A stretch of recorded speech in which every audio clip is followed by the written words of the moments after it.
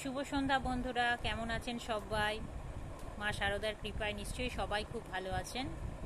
আজকে আমরা আলোচনা করব শ্রীমা সাধন জীবন সম্বন্ধে কী ধারণা পোষণ করতেন। সাধন জীবন সম্বন্ধে শ্রীমা ছিলেন অত্যন্ত আপোষহীন। দক্ষিণেশ্বরের দিনগুলিতে তিনি রাত 3টের সময় উঠে জপে বসতেন। জনৈক ভক্তকে বলেছিলেন, জপ টপ কি জানো? ওর দ্বারা ইন্দ্রিয়গুলির প্রভাব কেটে যায়। আর একদিন বলেছিলেন, জপ ধ্যান সবসময় যথাসময়ে আলস্য ত্যাগ করে করতে হয়। রোজ 15-20 হাজার জপ করতে পারো তাহলে হয়, আগে করুক না, না হয় তখন বলবে। তবে একটু মন দিয়ে করতে হয়, তা তো নয় কেউ করবে না, কেবল বলে কেন হয় না।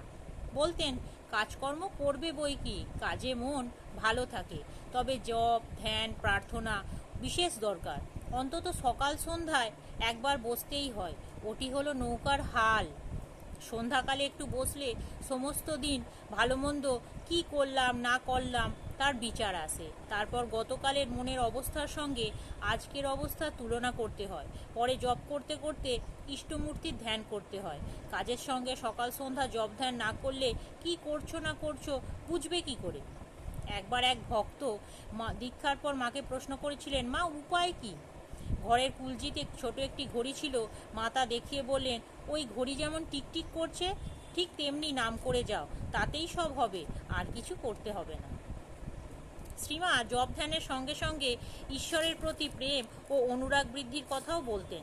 কতবার তিনি বলেছেন, মন্ত্রতন্ত্র কিছু নয় মা, ভক্তিই সব। এত জপ করলামই বলো আর এত কাজ করলামই বলো, কিছুই কিছু নয়। মহামায়া পথ ছেড়ে না দিলে কার কি সাধ্য? হে জীব, শরণাগত হও, কেবল শরণাগত হও, তবে তিনি দয়া করে পথ ছেড়ে দেবেন। আর এক ভক্তকে বলেছিলেন, জপ তপের দ্বারা কর্মপাশ কেটে যায়, কিন্তু ভগবানকে প্রেম ভক্তি ছাড়া পাওয়া যায় না। রাখালেরা কৃষ্ণকে জপ ধ্যান করেই পেয়েছিল না, তারা আয়রে নেড়ে খাড়ে করে পেয়েছিল। ঈশ্বরের কাছে কি করে প্রার্থনা করতে হয় শ্রীমা তার নিজের কথা বলে আমাদের শিখিয়ে দিয়ে গিয়েছেন। মা বলছেন, আমি তখন দক্ষিণেশ্বরে রাত 3টের সময় উঠে জপে বসতুম, কোনো হুঁশ থাকতো না। সেসব কি দিনই গেছে মা। জ্যোৎস্না রাতে চাঁদের পানে তাকিয়ে জোর হাত করে বলেছি, তোমার ওই জ্যোৎস্নার মতো আমার অন্তর নির্মল করে দাও। মা বলেছেন, সাধন করতে করতে দেখবে আমার মাঝে যিনি, তোমার মাঝেও তিনি, দুলে বাগদি ডোমের মাঝেও তিনি, তবেই তো মনে দীনভাব আসবে। ধন্যবাদ।